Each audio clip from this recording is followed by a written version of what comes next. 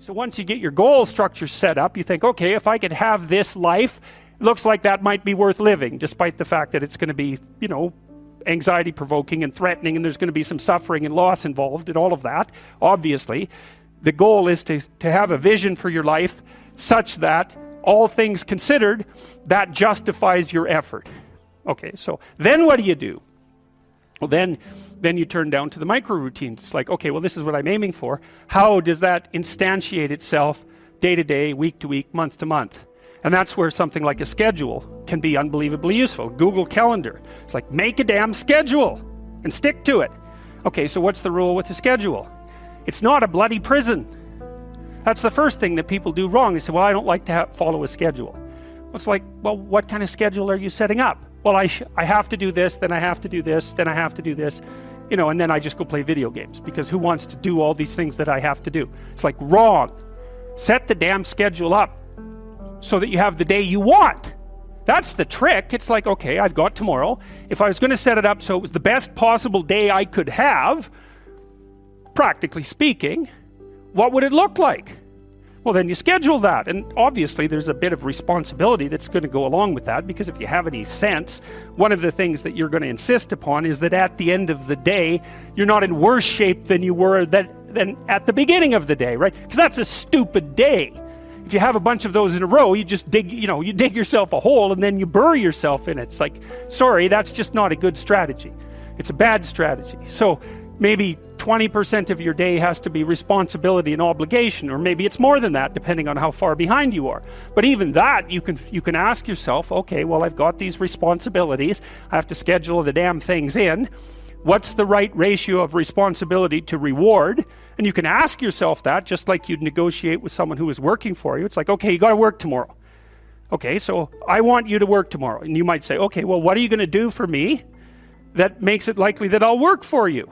Well, you could ask yourself that, So maybe you do an hour of responsibility and then you play a video game for 15 minutes. I don't know, whatever turns your crank, man. But, you have to negotiate with yourself and not tyrannize yourself.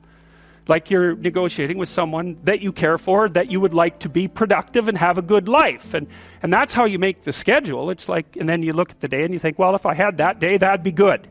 Great.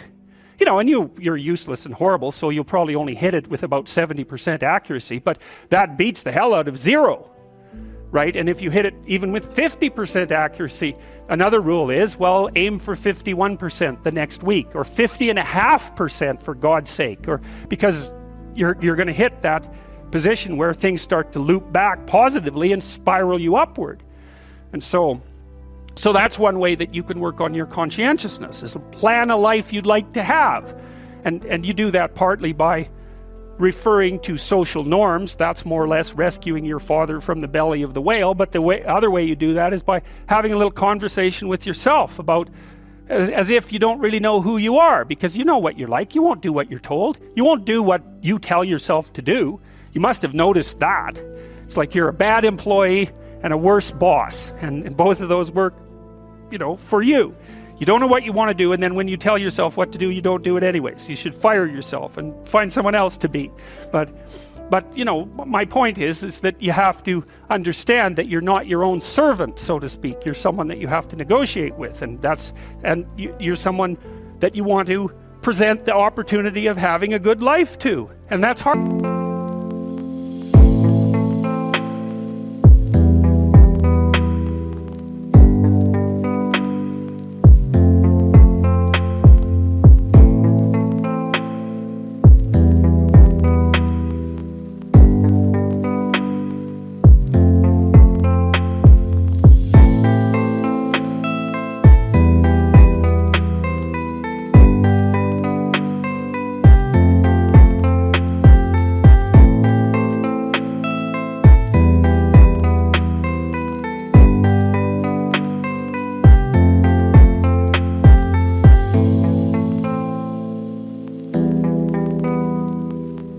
For people, because they don't like themselves very much.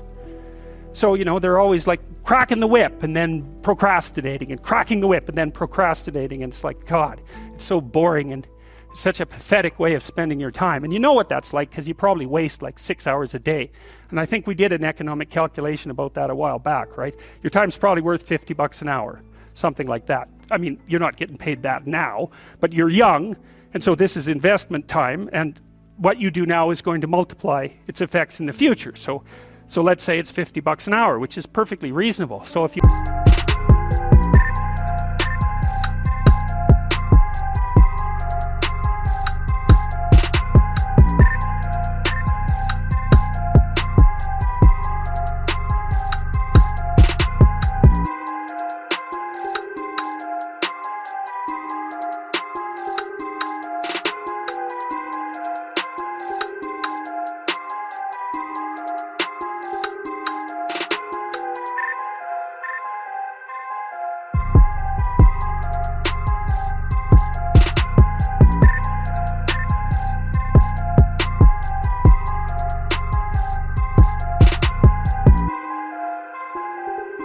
waste 6 hours a day, and you are, then you're wasting about $2,000 a week, or about $100,000 a year. So like, go ahead, but that's what it's costing you every hour. And you need to know what your damn time is worth. So let's say it's not $50, it's 30, whatever. Maybe it's 100, it's somewhere in that range. One of the things you should be asking yourself is, when you spend an hour, was that, well, would have I paid someone $50 to have had that hour? And if the answer is no, it's like, well, maybe you should do something else with your time. And it depends on whether or not you think that your time's worthwhile. But the funny thing about not